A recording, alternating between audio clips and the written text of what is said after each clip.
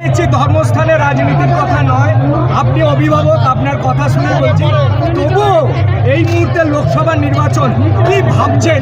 আমি ধর্মস্থানে একটা কথাও বলবো না, আমি রাজনৈতিক কোনো কথা বলবো না, কারণ এখানে এসেছি আমরা ত্রিতাপ জ্বালা থেকে মুক্তি পাওয়ার জন্য। এখানে রাজনৈতিক কথা বলে আমি এখানকার আদর্শকে আমি নষ্ট করতে চাই না। আমি আলাদা মানুষ।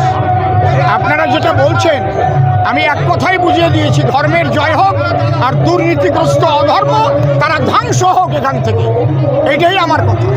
হ্যাঁ বলুন।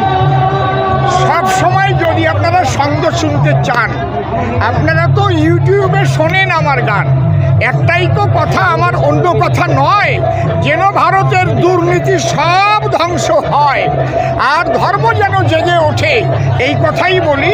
আমরা যেন সবাই সেই সৎ পথেই চলি। যখন আমি হাতে পাবো ক্ষমতা, জনগণের সঙ্গে যেন থাকে সমতা, জনগণের টাকা মেরে নিজের টাকা বেড়ে তারপরে যেন না ঢুকি ওই জেলখানার ভিতরে। হরিবল হরিবল।